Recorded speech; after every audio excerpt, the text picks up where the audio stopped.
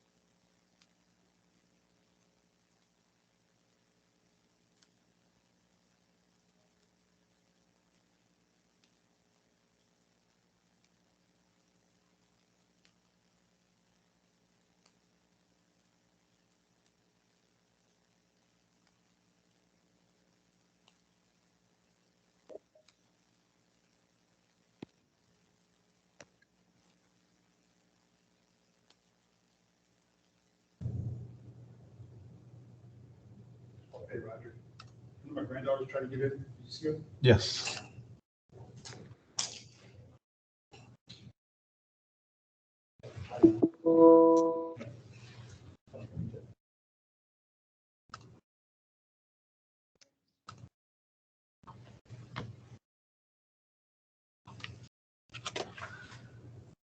Item number 4, consent agenda. Anything, commissioners, that you would like to pull out of a consent agenda?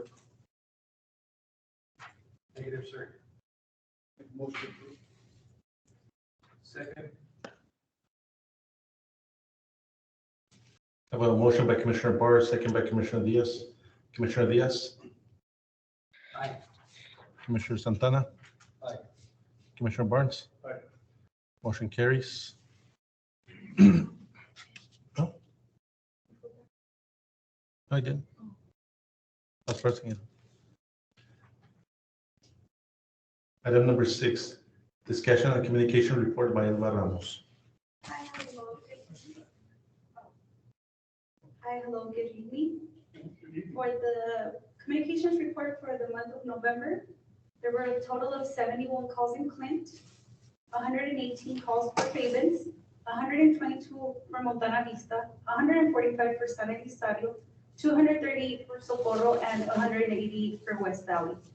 For COVID calls, there were a total of 7 confirmed for Clint, 9 confirmed for Favens, 6 confirmed for Montana Vista, 2 confirmed for San Elizario, 6 confirmed for Socorro, and 11 confirmed for West Valley.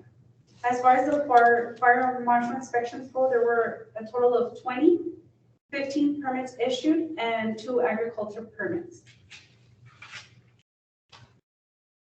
For the month of November, for all calls, there were a total of 37 no response and 6 not available. As far as the breakdown goes, there were a total of 33 no response and 5 not available.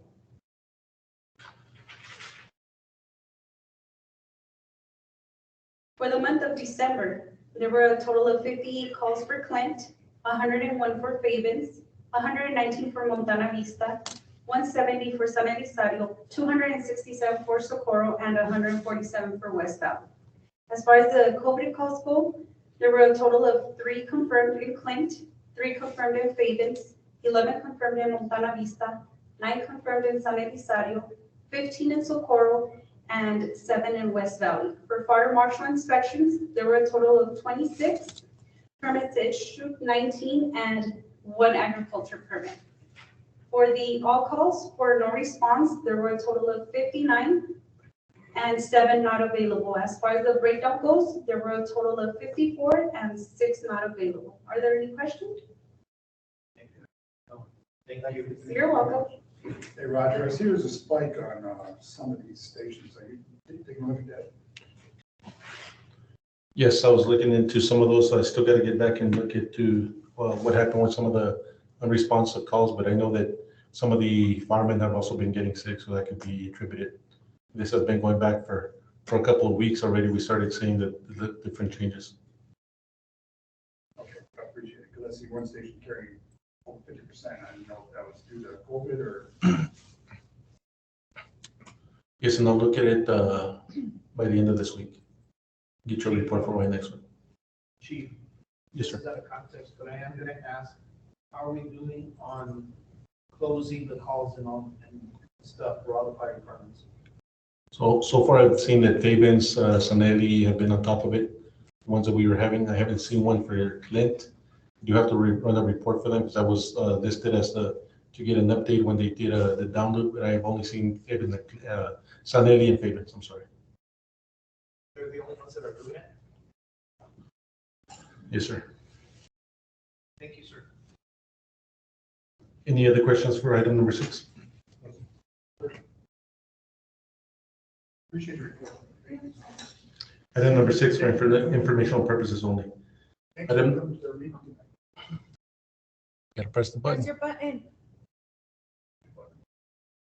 Yes, ma'am. Item number 7, discussion on personal matters, report by Tommy Cano, Cano HR. Good evening, Commissioners. How are you? Happy New Year. Can you all hear Are me? you there? Hello? Or Cynthia? Can you hear me? Hello, hello, hello. Hello?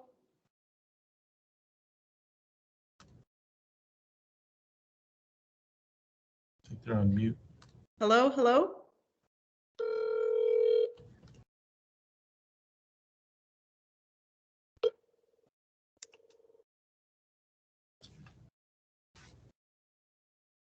I can see you. Yeah, I know, but can you hear me now? My mic is on my end. No. Give me 1 minute. Okay.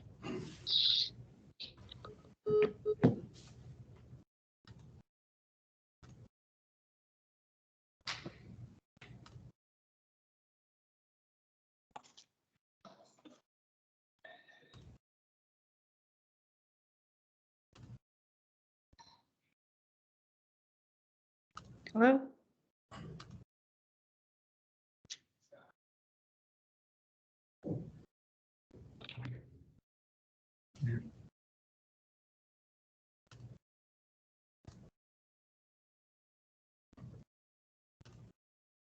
Hello?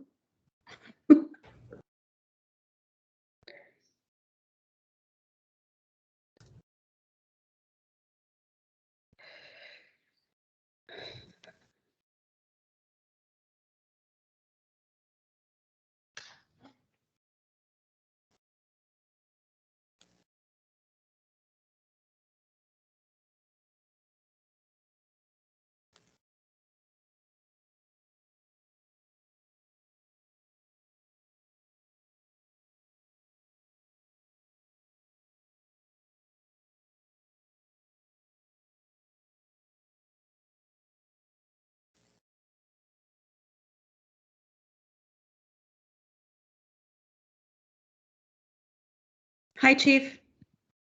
Hi. Go ahead. Okay, so through the phone? Yeah. Okay. Good afternoon, Commissioners. My apologies. I guess we're having technical difficulties.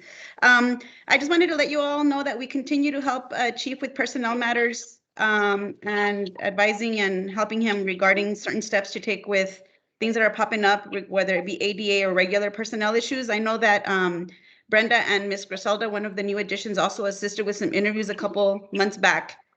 So I don't know if there's any questions on your all's behalf. It's the start of a new year, so we will start working with Chief Salcedo and Chief Esparza regarding scheduling some anti-harassment training again for employees to make sure that we have an up-to-date sign-in and training available on your all's file. Any questions? Chief, we already have that schedule for that. No, Cynthia, he's asking if we already have that sexual harassment, so we take it every year through the county mandated one. Well, I mean, if it doesn't hurt to have it twice, I guess it's probably a little synonymous, but it's up to you all. I mean, we continue to give those trainings so we can have something on our record that we provided that from an HR standpoint as well.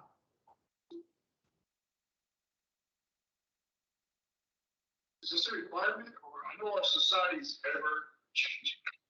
It's good to be in front of it, caught up with it. Correct. Not too far behind. So, is this something that's scripted to a point to be competitive Or is it something that you recommend? I do highly recommend that we do this at least once in a year, if not every 6 months or so, just depending. You all don't have too many issues, but it is a proactive measures to provide people with that information so that they know how to conduct themselves professionally on the clock and how to handle any work-related harassment complaints, what the processes are as far as HR is concerned. We like to give those once a year, a minimum, unless we see that there's. I agree because, again, I said, it's good to not have nothing liability. You might want to go sure that Mhm. you have people that don't have anything, Right, that keep me caught up with what's going on. yes, So we're sensitive to as we continue to continue to make it. okay. My recommendation on this would be that if you can get with Chief Esparza, Chief Salcedo, give them your materials over it. And if it's something that is not in what we can take it to the counter, then have it typing, run it through, go there, make the best decision and do it, I think. Okay, we can definitely do that.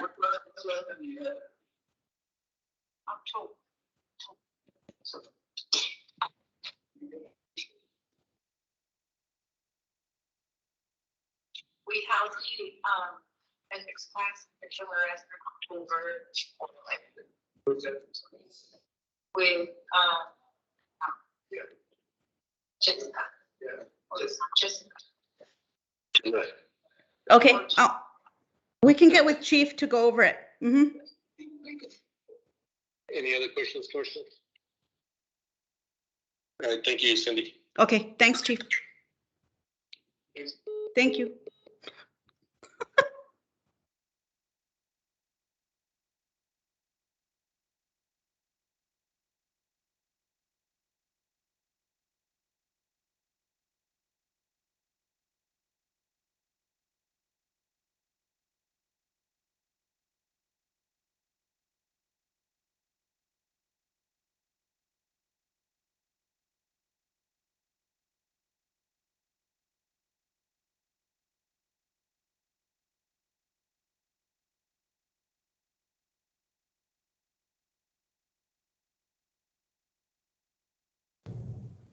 Now they can hear me.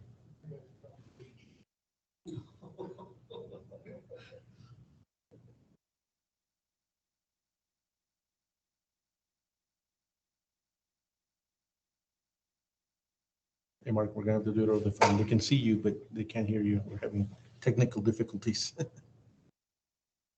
All right, ready? Let me know. You want to take control so you can put it on the screen?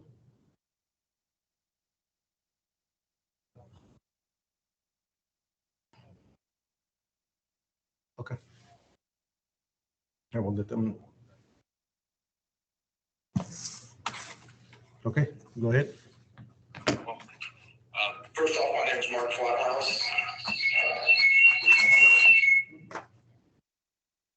Go ahead. Okay. My name is Mark Flathouse. I'm working for ESCI, a company that was hired to come in and do a strategic plan for El Paso ESD number 2. First thing I want to say is that I got to experience a couple of days down in El Paso, being shown not only what y'all do down there, the different departments, and listening to what y'all have created down there is astronomical.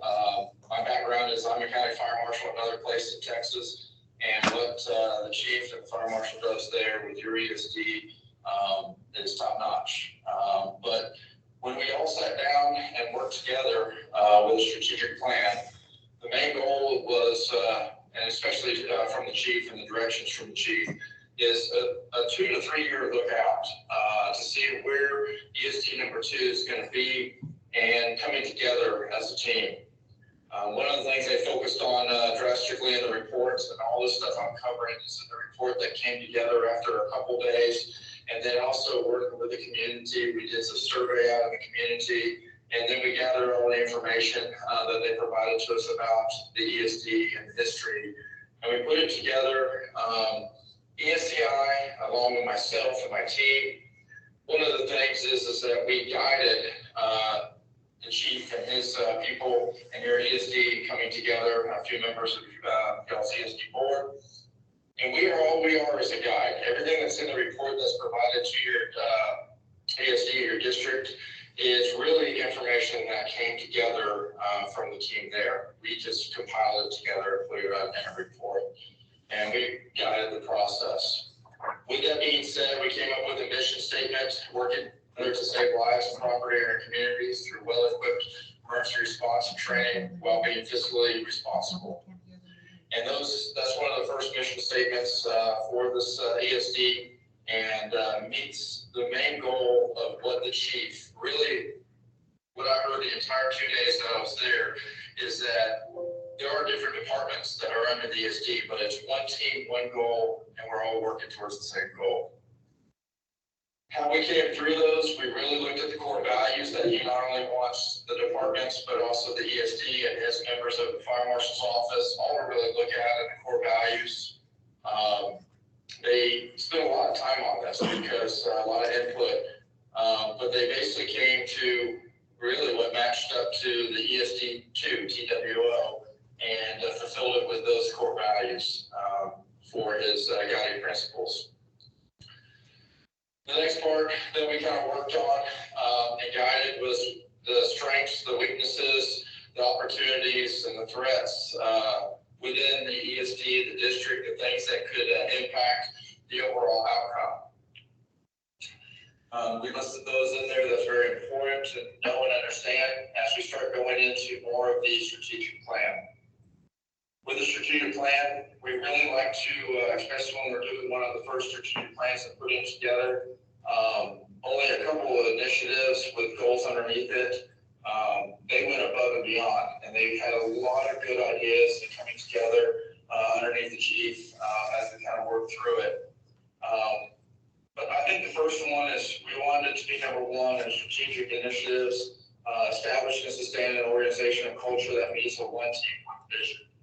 And some of the items underneath there were the goals and the objectives of how the chief really wants to work towards that direction. The second initiative is to improve the credentialing and the standardization within the district of ESD2, really looking at the goals and mindsets for that strategic initiative. With the third one being establishing an education outreach program to benefit the community, working with the departments that are within the ESD and going into the community and start developing those with an outreach program. And then the goals underneath that direction. And then the last, one of the last initiatives is maintain the fiscal stability of the ESD and review the future funding sources. Really looking at grants, opportunities, maintaining what he's already doing for the ESD along with you as the ESD board, but coming together and making sure that not only short term that we document it, but also long term and ongoing to be there for the financials. Initiative 5 was develop more of a capital improvement plan. You as the ESD board and of course chief and my history, we know that capital improvement plans are a lot of vehicles, fire vehicles, anything that has fire on it is twice as expensive as anything else. So looking at capital improvement and properties and driving by some of the VPL stations that y'all are outfitting and upkeeping was quite impressive, but we got to maintain that as we move forward was one of the direction I kept hearing the chief having to talk about and discuss. Overall, the strategic plan, we came in and towards the end of the report, it's just a basic timeline between critical, which means currently right now, develop short-term, mid-term, and long-term outlook. And I want to emphasize that this strategic plan, what we put together, is a guide. It's something that can be utilized for departments to look forward, assign out, and maintain, and see where the department could be in a couple of years. So, and then the neat thing is as far as long-term strategic planning, is after we look at it after a year or two, do we meet the needs and expectations of the strategic plan, or do we need to completely readjust and maybe do a whole other strategic plan if something has changed, or district has changed, or anything? And it's always good to make sure that we reference this every once in a while. That's the ESCI's recommendation. Let's go back to it. And of course, in a year or two, if something majorly changes, it's a lot easier to update the strategic plan than completely start from scratch. But I want to reiterate the meetings that we had for the 2 days there. I've been all over Texas and even outside of Texas and doing this for a while. I've got my own ESCs that I work with, and I can honestly say that I'm fairly impressed with the operations that y'all have there. I could even use the word a little bit jealous of the facilities you have there. I think when I was there, y'all were still constructing Mount CSD bordering, but it was great working with the team that Chief has put together on the strategic plan. And I'm open for any questions or anything else, Chief, you want me to touch base on. Any questions, commissioners? No, sir. I think they're good, Mark. They don't have any questions. Hey, Mark, appreciate all the hard work. Appreciate it, Chief, and I appreciate the ESD board for letting me visit and participate in the strategic study. Thank you, sir. Thank you. Thank you. Thank you for all the work. No problem. Thanks. Bye-bye.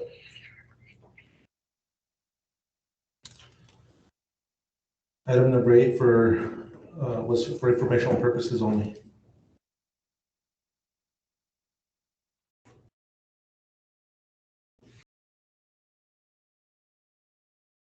Actually, I think we should take a vote on that one, since we are going to make the mission statement law. Correction on number 8, discuss and take action on strategic planning presentation. Do I have a motion to accept the strategic plan? I have a motion by Commissioner Diaz. Second. Second by Commissioner Barnes.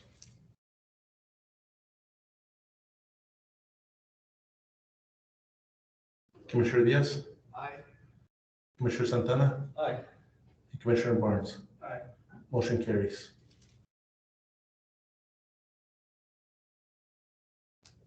Item number 9, discussion and monthly report by Chief Esparza. Somebody took my paper.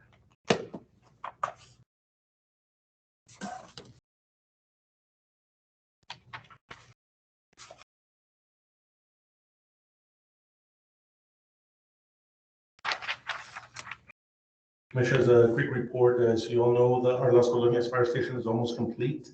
We should be looking to do a grand opening in about 2 weeks. We've also started to go up for bid for the Montana Vista Station 2 addition. Then we are also going to be posting the bid for the Montana Station 1 and the West Valley Station roof and I believe a remodel of the kitchen. Those are on target to be hopefully completed this year. Of course, with the change in the materials that are scarce, we might go into next fiscal year with some of these projects. They are on target to be completed this year. Also, we had our medical director quit, and we will be discussing that in executive session. And then as of right now, we've sold 17 of our units that we sent out for auction. And I believe you have a list of the vehicles that have been sent out to auction. And we have total 264,700 in sales. That's quite impressive for a used fleet that we never thought we were going to get that. So I think we sold at the right time. And they're going everywhere in the United States. I think the last one here right now is going all the way to Washington State. So they're going to drive it there. So it's been very good to us. Our trailer is also scheduled to be delivered next month. So we're looking good. Any other questions, commissioners? Thank you, sir. Thank you. Hey, Roger. Hey, Roger, I appreciate all the hard work on that. I know this one, Chief talking and get equipment for some of the new trucks. I know they're all put online, and, but I know one is committing money to it versus allocating money to it, tying money up. Is there any thoughts on that so we can, stuff that's needed? You know, I know there's a difference between stuff needed and stuff wanted, you know, but stuff that's needed and, any thoughts on that? Commissioner, just so you know, we do, our district policy says that any sales of the vehicles that we get, we are to reuse it to replenish the fleet, which we just bought 30 vehicles. Not only do I want to buy a couple more, but we can't get any right now. Times are tough. Now, as far as the equipment, it's not that we're saying no, is that equipment is not readily available. We can issue a PO because that's like a PO is a guarantee that we're going to pay that. We can't be holding because Mariana wants to pay these bills off. And I can't go, some of the equipment we ordered a year ago just barely arrived. So it, And I fully agree, don't get me wrong, and I know, one thing to tie the money up, the other thing to get in line, for lack of better terms. I want to, a widget for my truck that's fully making them because COVID's affecting everything. Is there an opportunity there to either get the bid in, I would say a bid, maybe make it a purchase order? But again, I understand tying up the money versus allocating the money. If there is an issue with that, if we just communicate that, I know you got meetings coming up with a new strategic way, where we can sit down with the chiefs and make sure that's communicated. Continue to be communicated. yeah, definitely. We are not saying no to some of the equipment that's pending. As a matter of fact, Mariana is here to attest that we still have some of the money for the new fleet. However, the equipment is not readily available. And as soon as it's available, we will buy that equipment. It's in our best interest to equip our trucks correctly. And you know that I've always pushed for our equipment to be top notch. It's not that we're trying to leave it out there. We're struggling to get some of the equipment. We just ran into a problem that we can't even get tires for our vehicles. Don't know why, but we can't even get tires. I fully understand, and our equipment's amazing, I tell you right now. I know like some of these fire chiefs, or some police chiefs, they grow attached to it, and sometimes they got to be turned in, so I know you're working that with some of the chiefs out there. Yes, and then as part of the strategic plan, we should be doing our first quarterly meeting. I believe it's this Friday. I'm having to pick a day that fits our schedule here at the district. I can't please all 6 different chiefs, so we're trying to make it work. People call me that they want me to change the date for one, and then that'll be leave somebody else. So we're picking a date, and that's what we're going with. They can always email me questions or concerns they want me to bring up during our meetings so that we can move forward with this. Fair enough, I appreciate it. I know we're not in the business of making people happy. We're going to make it happen. I appreciate what you do. Item number 9 for informational purposes only.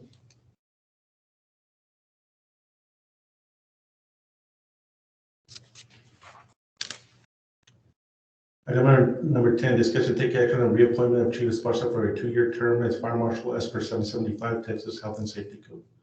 Commissioners, as you know, it's that time of the year again. I have to be reappointed as per 775 for a 2-year term. It happens every 2 years, and that's we're here now.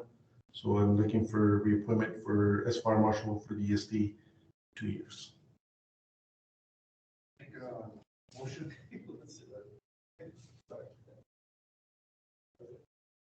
You make a motion? Yes. Second. Third. I have a motion by Commissioner Diaz, second by Commissioner Santana. Commissioner Diaz? Unanimous. Commissioner Santana? Aye. Commissioner Barnes? Aye. Commissioner Santana voted aye. Commissioner Barnes voted aye. Motion carries.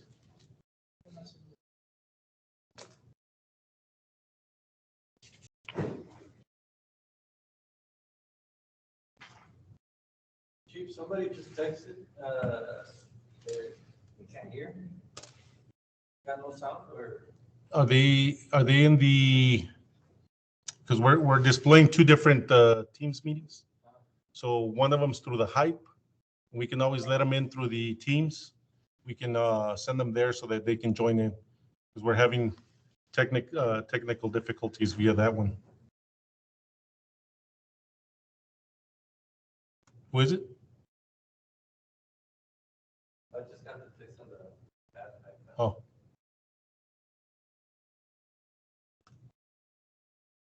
On the iPad.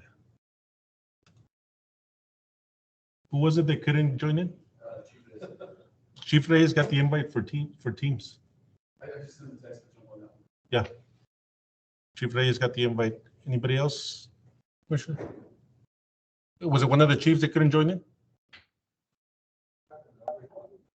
Oh. I don't know who that would be.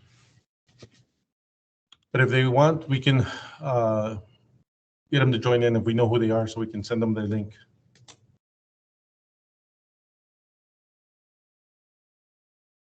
All right, item number 11, discuss and take action on a new contract with the City of Horizon for dispatch services. Commissioners, this was reviewed by legal and sent back and forth, and it was approved to continue. Do you want to wait till after legal counsel, or do you want to take action now?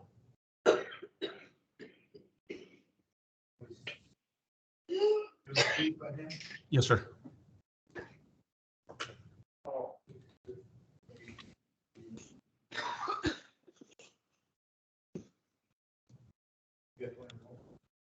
What were the changes, chief? It was very minute. I think it was just language changes, to be honest with you, with some corrections on a little bit of grammar, and that was it. That's all they changed. Don't change the intent or anything like that, or spirit. No. Right, I'd like to make a motion to approve. Second. Have a motion by Commissioner Diaz, second by Commissioner Barnes. Commissioner Diaz, Aye. Commissioner Santana, Aye. Commissioner Barnes. Aye. Motion carries. Item number 12, discuss and take action amending the fiscal year 21-22 budget. Submitted by Chief Esparza. Go ahead, Maria. Hi, Commissioners, Mariana here. For this budget amendment, as Chief was speaking about the loan, we had to transfer from the year 2021, the balance that was due for, the balance that is still available for under the loan for the vehicles. It was moved to this fiscal year and the balance is $86,120.60.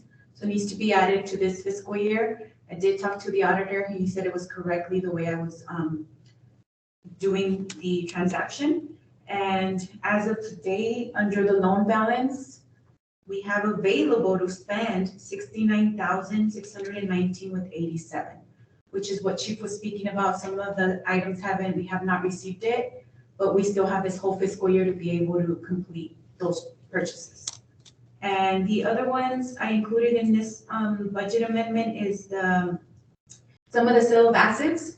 As of today, we've received $116,700. We still have the balance of what Chief just mentioned a few items ago. And then, as I also mentioned, that's going to be added, both the loan balance and the sale of the vehicles needs to be added as a purchase under capital outlay. And that was reviewed by the auditor as well. And that's it. So Mariana, anything that was done, it was done. All we're doing is moving $86,000 from last year on into this year. Correct. So that was the balance of the full loan that's left over. And since we were not able to spend it in that fiscal year, it was just transferred to this year. It just rolled over. It just rolled over, basically. Got it. Okay. Thank you, Mariana. Commissioners, You're welcome. as stated before, a lot of the equipment was either canceled because it wasn't available or they didn't have a time frame of when it was available. I know that some of the departments wanted tunnel covers, some wanted more campers, but I think we just got the camper that we ordered a year and 3 months ago. We just got it a couple of weeks ago. So it's not something that we can continue to order stuff and then wait a year and 3 months to pay for it, because I will mess up Mariana's books. So I'm trying to see, as soon as it's available and they say they have it in stock, we will purchase it. Commissioners, I also included below a transfer for Faven's budget.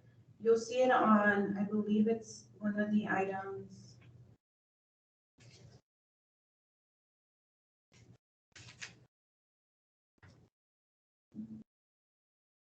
Item number 18. It's an increase, a transfer into their water utilities. Due to a leak that Tornillo had, the water bill was about $3,000. And that's basically how much the budget was for utilities water for Tornillo. So we did a transfer from meals to utilities for the, to balance that out. So the budget's already going to be, the budget amendment will be approved. And then you need to approve that agenda item number 18. Okay. Okay. Thank you. Any other questions? Negative. Do I have a motion? Motion. Second.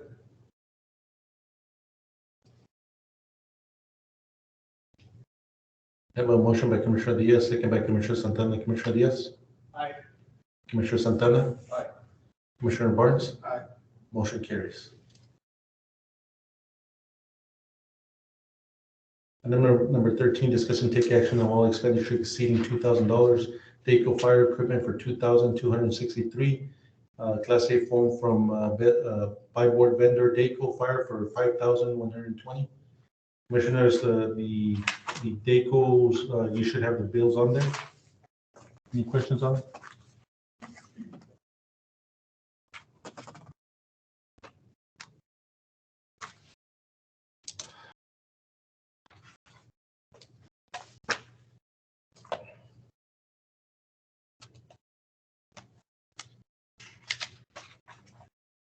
The Daco bills were several different bills mixed into one. Couple of hoods and repairs on chainsaws, and then the foam at the very end. Any questions? Do you have a motion to approve?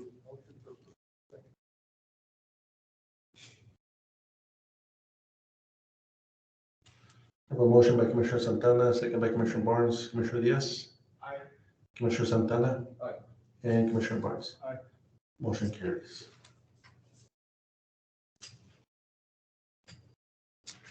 Item number 14, discuss and approve the 2 past due invoices from Target Solutions from last fiscal year for Montana Vista Fire Department, the amount of $4,102. I'm not aware of why we have 2 past due bills, Commissioners, but they are due for $4,102. Do we have any problems with this, Maria?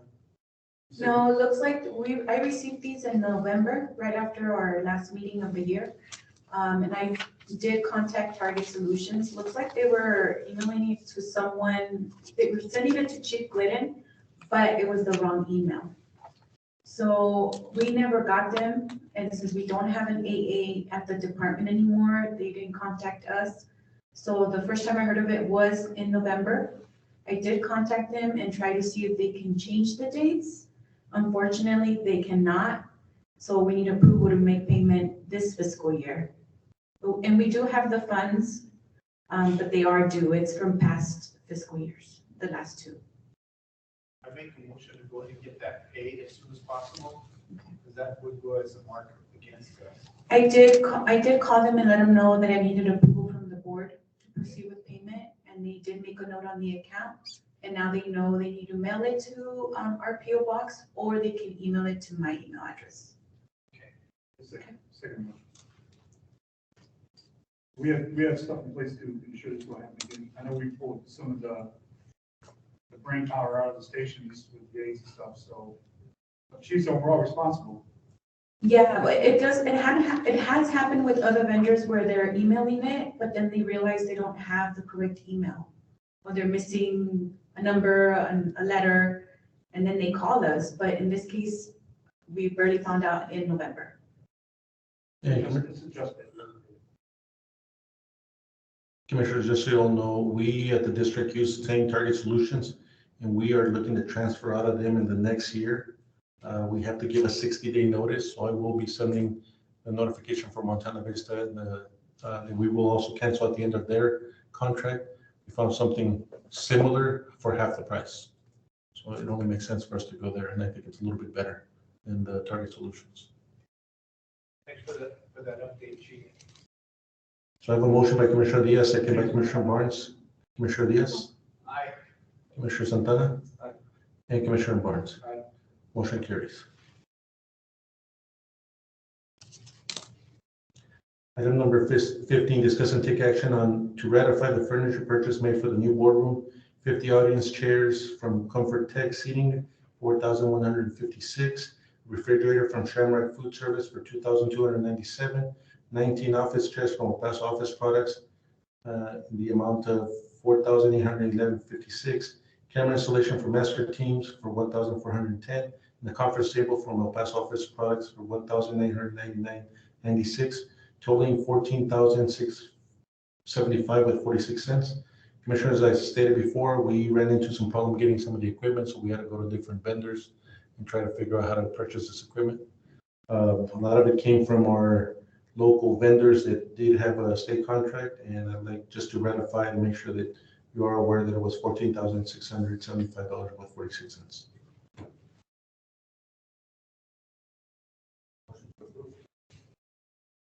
Have a motion by Commissioner Santana, second by Commissioner Diaz. Oh, correction, Barnes.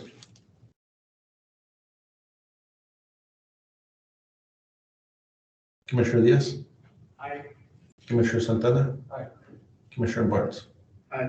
Motion carries.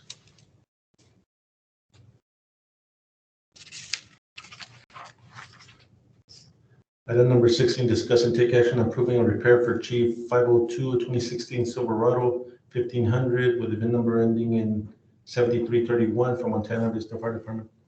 Commissioners, this unit was involved in a little fender bender and we ended up having to get it repaired. It was in our best interest to pay for it since the cost was below our deductible for insurance. This came out to $2,377. This is just to ratify the repair. Was it our fault, chief? Yes, sir.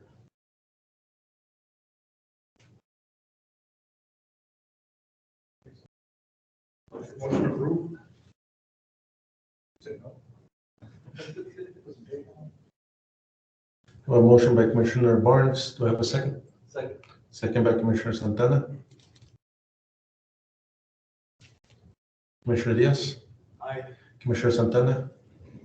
Aye. And Commissioner Barnes? Aye. Motion carries.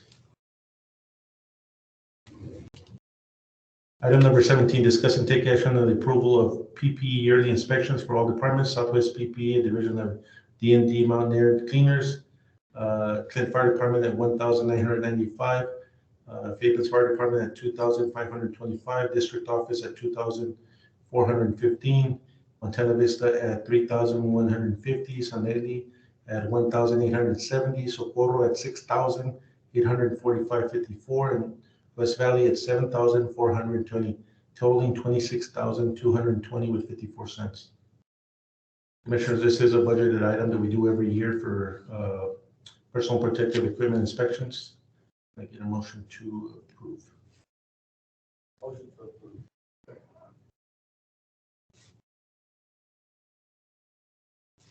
I have a motion by Commissioner Santana, second by Commissioner Barnes. Commissioner Diaz? Vote aye. Commissioner Santana? Aye. Commissioner Barnes? Aye. Motion carries. Item number 18, discuss and take action on the ratify the water bill for Tornillo Fire Station from El Paso County Tornillo Water Improvement District in the amount of $3,325.51. Backflow was not working, causing the water leak. Commissioners, apparently this water leak was there for a while.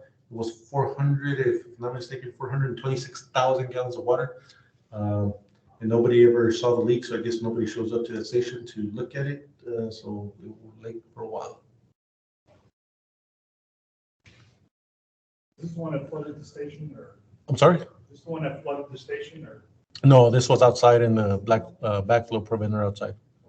And the backflow preventer had gotten inspected or hadn't gotten inspected because they go through a year. Yeah, it went through his yearly inspection, but something, it got stuck in there and it just leaked water constantly and nobody ever saw it.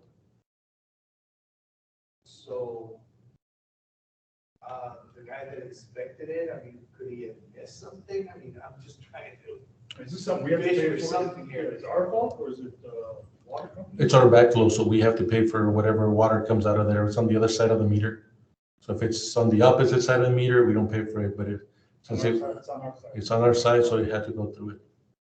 Same thing just happened to Socorro and the new water line that we put in the back. During the last little bit of water, we had a water main break. So we're having to get a quote on that, repair that. So this is the budget amendment I did. I moved it from meals into utilities to cover for those charges. Motion to approve. Second. Well, motion by Commissioner Santana, second by Commissioner Barnes. Commissioner Diaz? Aye. Commissioner Santana? Aye. And Commissioner Barnes? Aye. Motion carries. Item number 19, discuss and take action on Chase Bank access collateral submitted by Chief Esparza. Red money. This is just, I need approval for the excess collateral. We did it in October, I believe was the last time. And Commissioner Santana needs to sign it, or we need approval for it. And it's the same procedure. They'll call Commissioner Santana just to confirm. Make a motion. Have a motion by Commissioner Diaz, second by Commissioner Barnes.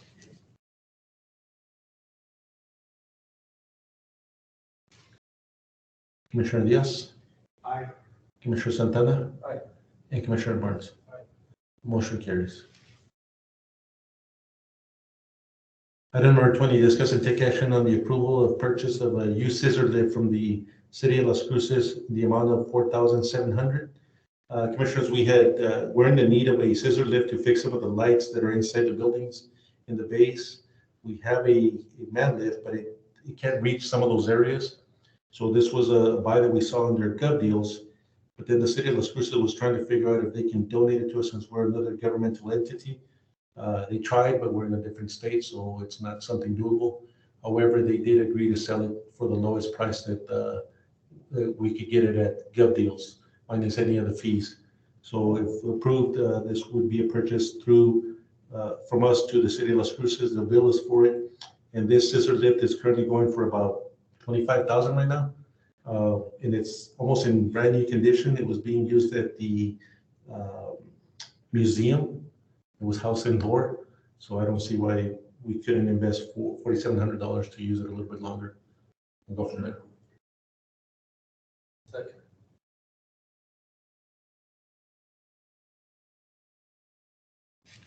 A motion by Commissioner Barnes, second by Commissioner Santana. Commissioner Diaz? Aye. Commissioner Santana? Aye. And Commissioner Barnes? Aye. Motion carries.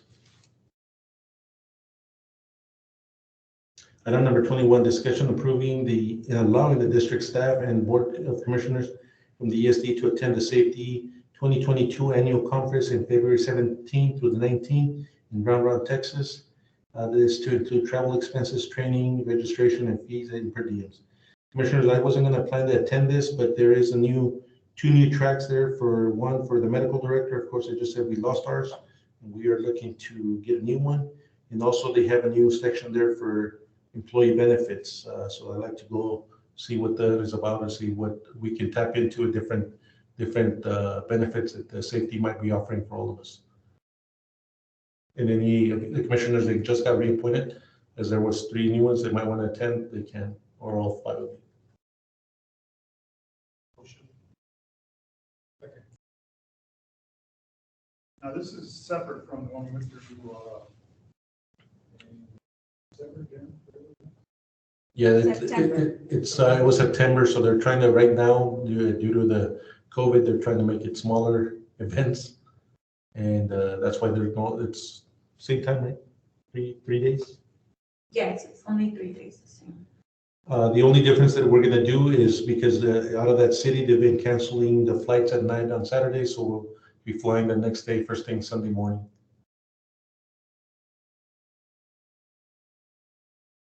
Have a motion by Commissioner Diaz, second by Commissioner Santana. Commissioner Diaz? It was Correction, Barnes. it was Barnes. Oh, On the second. Aye. somebody's not pressing the microphone. Aye. Please press your button. I got a motion by Commissioner Diaz, second by Commissioner Barnes. Commissioner Diaz? Aye. Commissioner Santana? Aye. And Commissioner Barnes? Aye. Motion carries. Let me tell you, my finger hurts of pressing this button right now.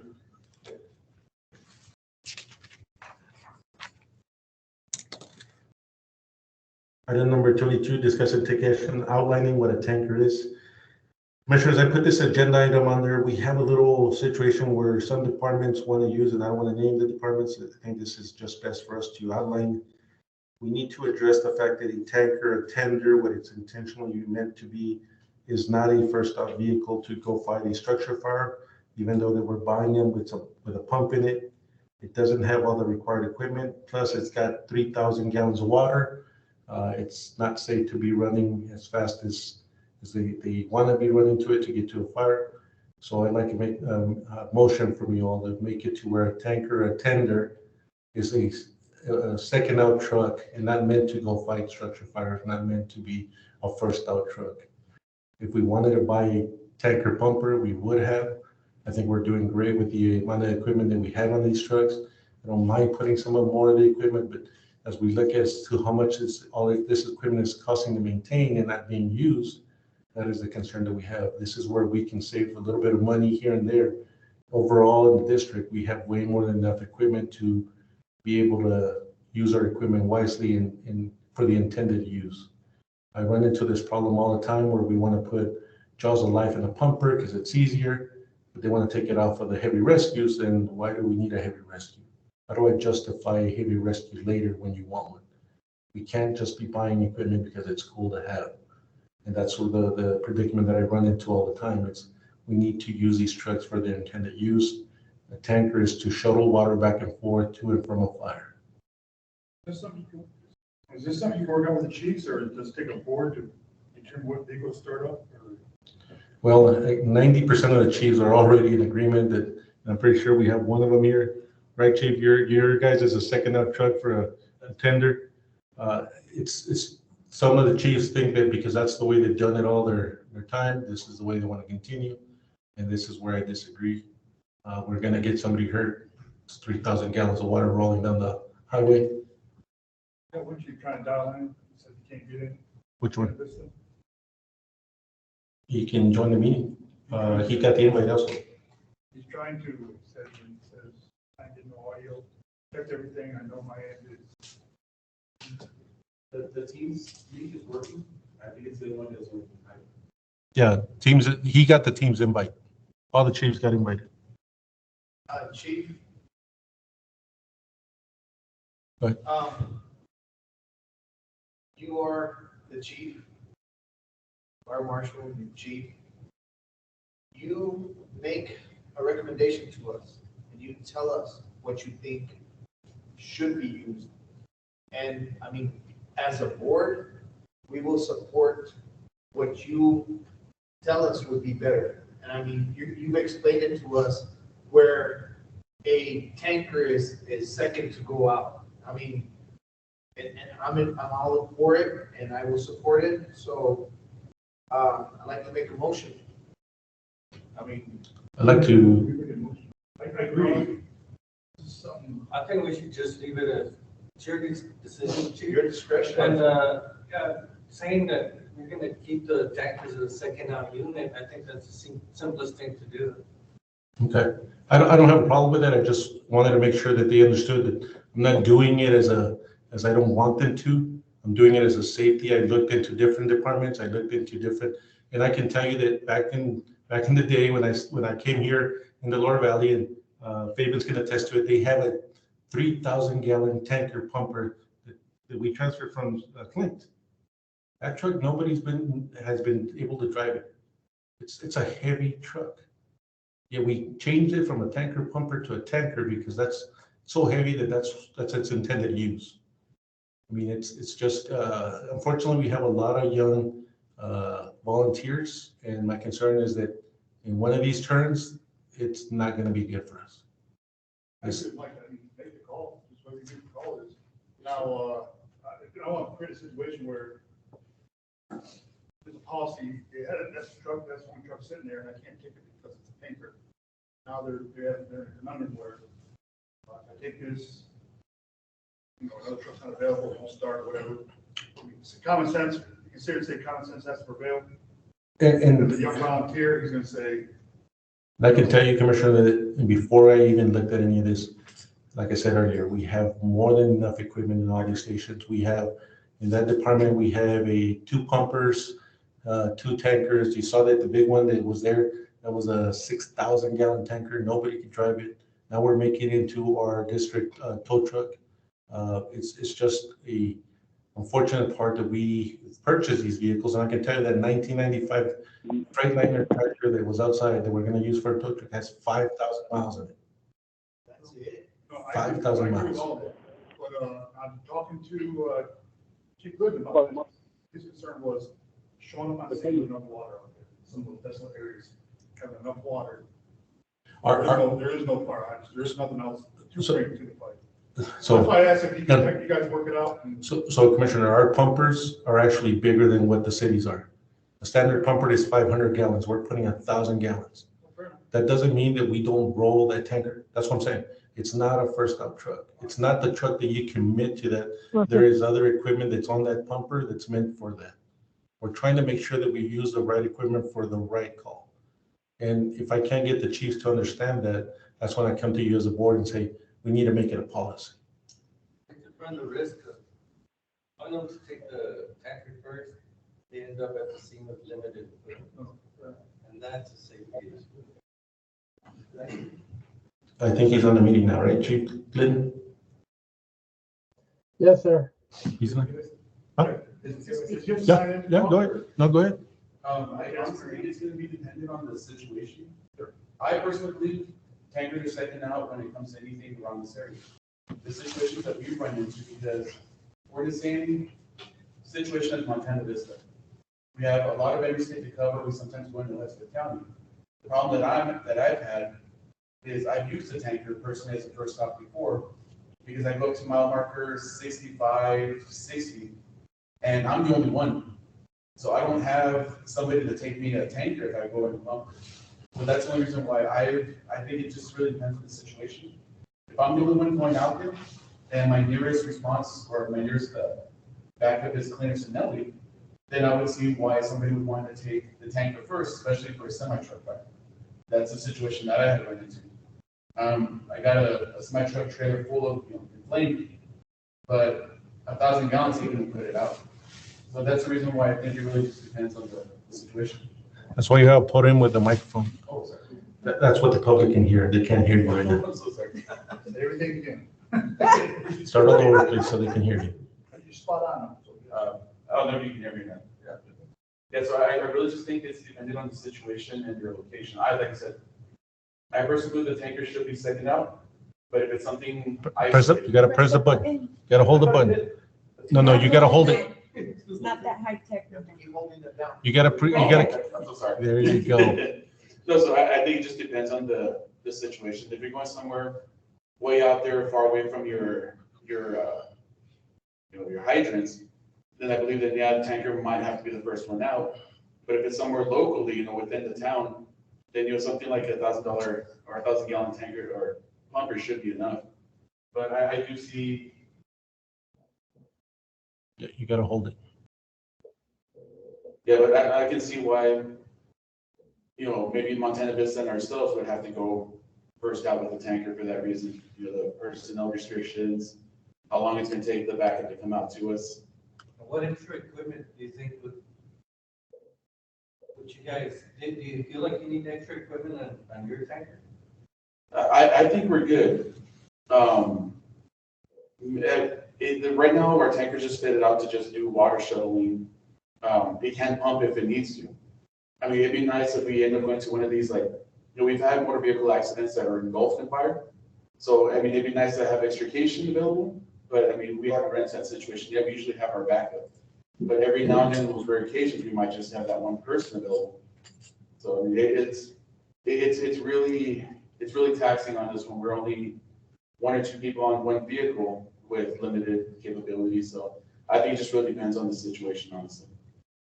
Chief, that goes back to, again, I'm not trying to say that it might not be a good idea, but what we have to address is the fact that we have to pick the right vehicle for the call. And a lot more water, it's great, but then also the equipment that goes with it might be a problem. Right. So we can't outfit every tanker that have all the air packs that we carry on the pumper, and for you to go try to fire by yourself, because no matter what, if it's just one of you, there's gotta be other departments that are responding, because that's that big of a fire. I understand. If it was something, an extrication, I would probably ask the next department to send me an extrication setup or something. And I get it. If we're rolling down to Hudspeth County or somewhere in there, that might not be the first stop truck. Somebody might already be there with a different truck. You know what I mean? So if you're taking the tanker, it's because their pumper's already there. Their pumper's already there, or you're gonna roll the truck and then we're gonna roll another one there. We have to pick the right truck for the call so that we can justify the existence of all these trucks. Because I see it all the time, and I'm pretty sure you see it also, that this is the cool truck, this is the one we want to take. And then how do I justify replacing that vehicle when we look at these vehicles and we're getting rid of them with, again, 5,000 miles, 10,000 miles, and they're 20 years old? The use that we're getting is not there. That's why we have to pick the right truck for the call. And I get it, tankers are gonna be the one that gets to use the less, because as we grow, the county is actually providing hydrants. We still have to keep these trucks for the areas that don't. And I agree, Montana Vista has an area up there in Waco Tanks, by the park, it does not have any hydrants. That means that we're rolling 1,000 gallons first and 3,000 gallons behind it. Because that's where all the air packs, that's where all the equipment that we need to fight a structure fire, to do this, or we're gonna roll a brush truck with a 3,000 gallon tanker, because what happens if there's no tankers? Are we gonna commit a 3,000 gallon truck to a call, and then what are we gonna do? Shuttle water with a brush truck or shuttle water with a pumper? That's what I'm trying to address. We can't commit the big truck to be the one putting out the fire, because that's the one that needs to be going back and forth with 3,000 gallons. And I would say just, that's what I'm saying, make it like dependent on the situation. I mean, I understand that, fully, but we don't know what situation is gonna arise. So for them to say, we cannot make a tanker burst out, we can't make the assumption, we don't know what we're gonna go into. So there might be a situation where it does have to. So, Hey, Roger, I know you have a meeting come up with the chiefs, right? Is this something you can sit down with the chiefs before we make a policy? Because I don't want to, all valid points. And at the end of the day, I don't want a guy be in a conundrum where, hey, if I take this, I'm in trouble. If I don't take it, we're in here. No, again, this is not to say that they can't pick that truck to go out by itself, because it's all going to be based on call. What I'm saying is we can't have that truck be considered first out, and we're going to equip it as a pumper. That's my concern. We're not going to equip that truck as a pumper. Montana, this chief says he wants to try to talk. I don't know how's that. You guys have to push a matching button. Yeah, I think right now he's going to have to call me, and I can have to do it, hold the button for him, and I'm okay with that. Chief Glenn, if you want to call me, that's I'll add you to the line.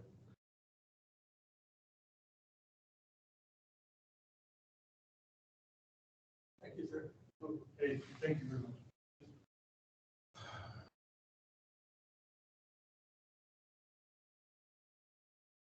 All right, hold on. Give me 1 minute.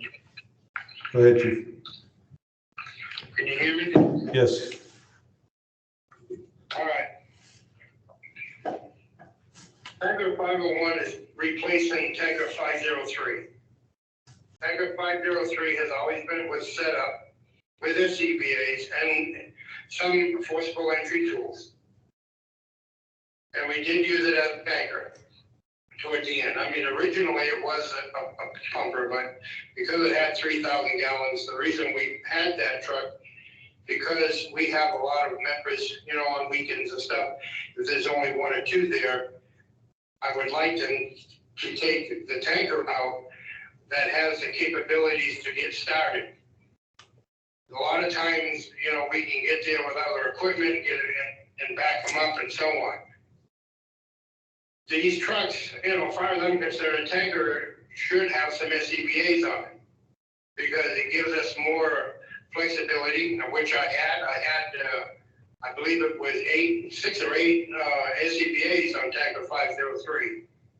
All I'm asking is to put 4 on this truck, and some water extinguishers or other extinguishers and so on.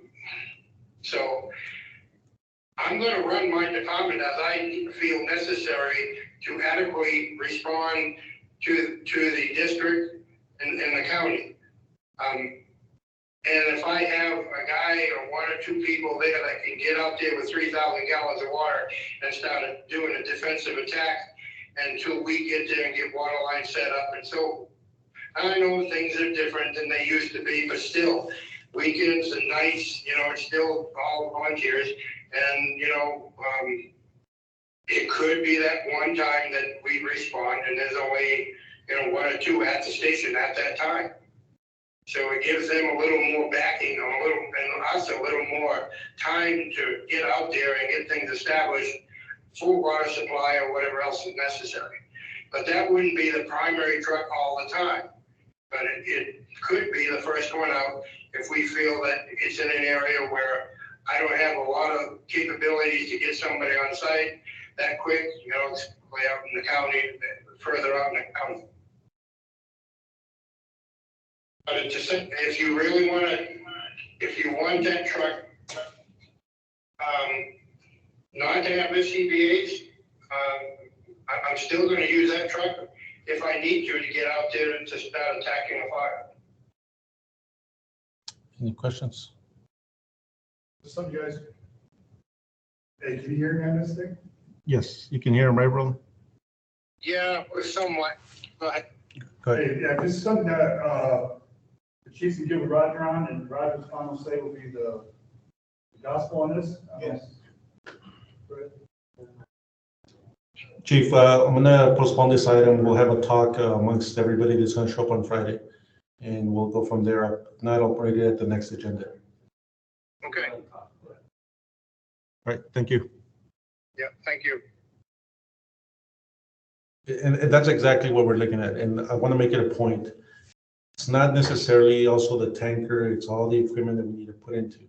At a cost of $8,000 per SCBA for us to put some in there, you do the math on that one. Or for a truck that's never going to get used for the intended use and for those air packs to go away. We're running into this now and we're looking at the cost. You saw the bunker gear. That's just the gear that's still available that most of it is not being used. It's on shelves. That's why I'm trying to limit the amount of equipment that is unnecessarily put on these trucks. Yes, I agree. Sometimes we got to do what we got to do. And I'd be willing to equip that truck with one air pack because that truck will only always have one driver. You know what I mean? But it's not intended use to be a first out. Can we pick it sometimes for just because we're there and that's what we can? Sure. But we have to pick the right truck for the job. And we do this all the time, and we shouldn't go back to the way it used to be. We should be moving forward so that we can, when we put in for a new truck, we're justifying the existence of those trucks that are there. Chief, you know what, another thing that might have to be considered here is having people signed off to be able to drive that truck, you know what I mean? It takes more experience, and listening to David over there, Chief, I'm sorry.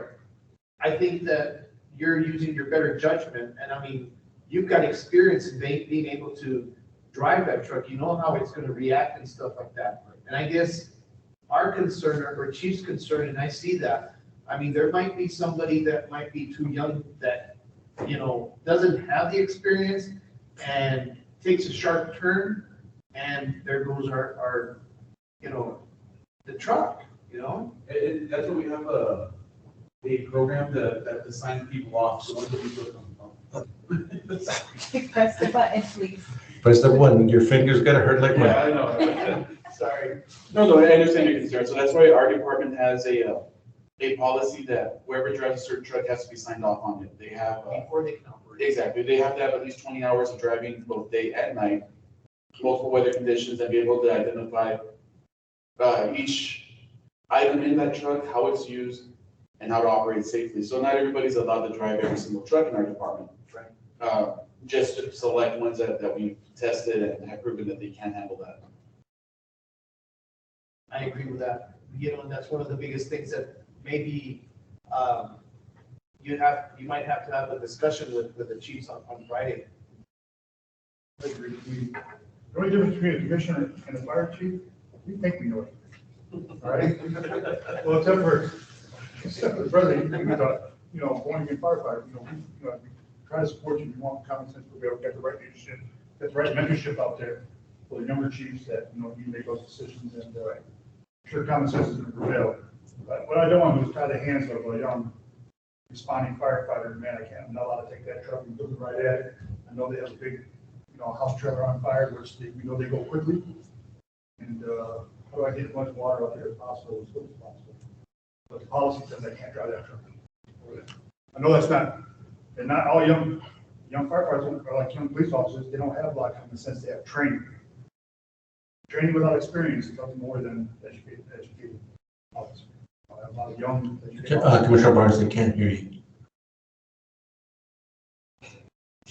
Yeah. Like a meerkat.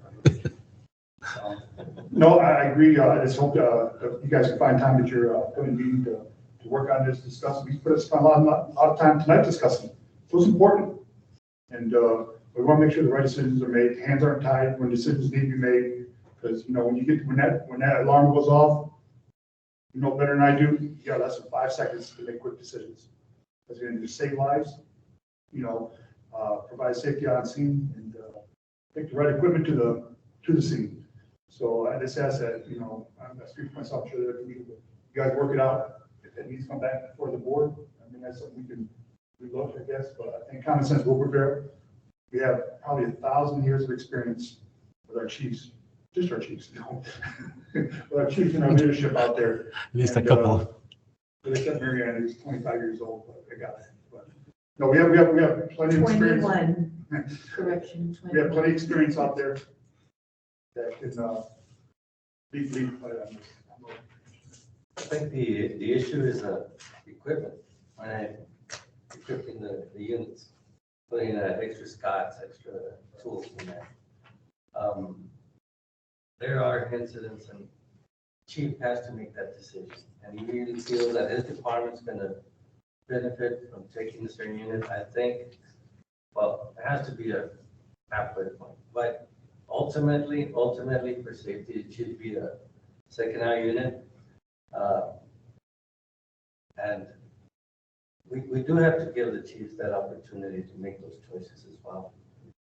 As you mentioned, every department's different. Montana Vista, their response to liquid tanks. So yeah, you guys, we can't decide on that here. It has to be between you guys. You can yell at each other for a while. No, Commissioners, and I completely agree. Everything is going to be based on need. However, we need to make it to where we have to understand that these trucks, that's not its purpose. Its purpose is to roll out with lots of water to get you to destination so that the smaller trucks that are putting out the fire have a capability. We can make that truck and we can equip it to a certain degree, but we shouldn't rely that to be our first out truck. We should be relying on that. And I can tell you the 29 years and all the years that I did at West Valley, not once that I can recall that we rolled a tanker to a structure fire. It was always a pumper and somebody else picked up the tanker. Same scenario. It's always that way. And I can tell you that that's been like that. I talked to some of the chiefs already, and I'm looking forward to having a discussion on Friday. I'm open-minded. I want to make the right changes, but I also want to be able to justify to you as the commissioners or county commissioners the justification why we need all these trucks. If the right truck is not being used, and we're going to get rid of it with X amount of miles because, that's not the right truck we like, then why replace it? I'm sure equipment won't be the issue because there's only one worse order than the police department. That's the fire department. So I know you have plenty of equipment out there. Commissioners, for item number 22, can I have a motion to delete? We're deleting or postponing? No, let's delete it, and if we don't get across, we'll put it on the next, I'll put it at the next meeting. Okay, second.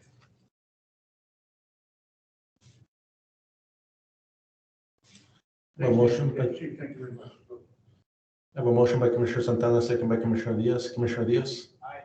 Commissioner Santana? Aye. And Commissioner Barnes? Aye. Motion carries to delete it.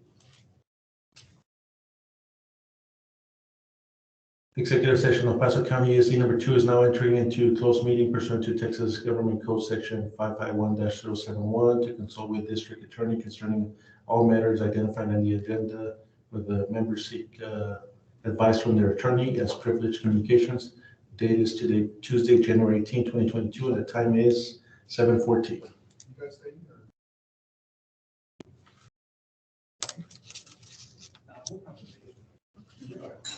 Hey, Rod, I just want to say thank you. Thanks for folks coming out tonight to the meeting, to our new assembly here. Chief McConnell, thanks for coming out. All right. I know your time drawn short. It's great to have you on the team. Appreciate you guys. Thank you. Thank you. Good night.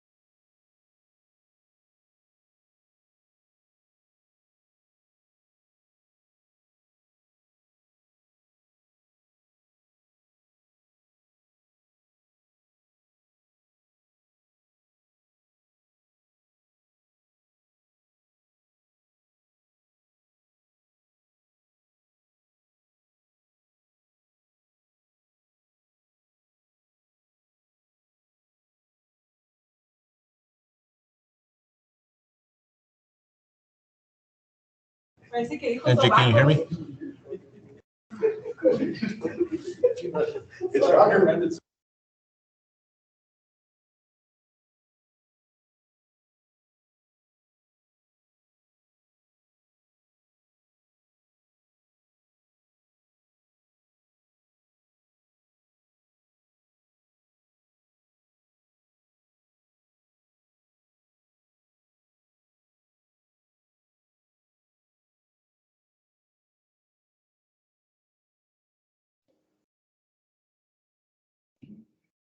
It's almost past my bedtime.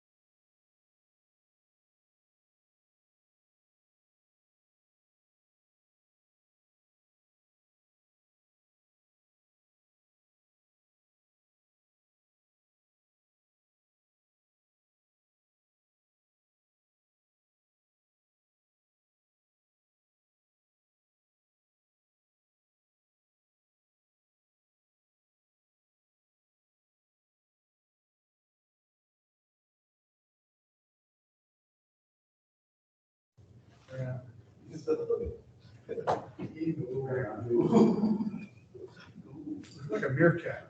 El Paso County EC number 2 has completed its closed meeting. The day is Tuesday, January 18, 2022. The time is 7:45. Regular session, take action on legal matters, including contract with medical director.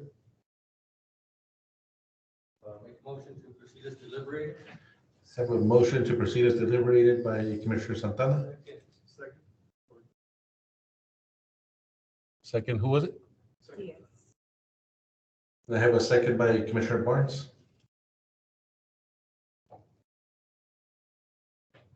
Commissioner Diaz, Aye. Commissioner Santana, Aye. and Commissioner Barnes. Aye. Motion carries.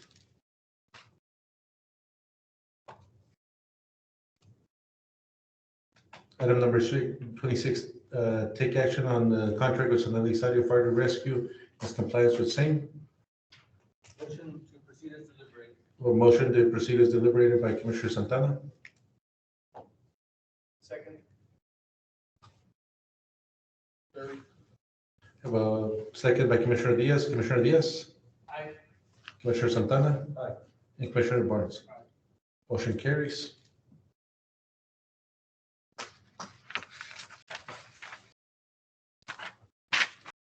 Item number 27, discuss and approve the next meeting to take place on February 15th. February 15th. 14th? 15. It's a Tuesday. I say it's Monday. February 15, 2022. Time is 6 p.m. via in person and via web. We will correct some of the issues that we had with the sound, and we will have it for the public also via web. Have a motion? Motion. Motion by Commissioner Santana, second by Commissioner Diaz. Commissioner Diaz? Aye. Commissioner Santana? Aye. Commissioner Barnes? Aye. Motion carried. Adjournment 7:47. I think we should have some theme music. Thank you, everyone.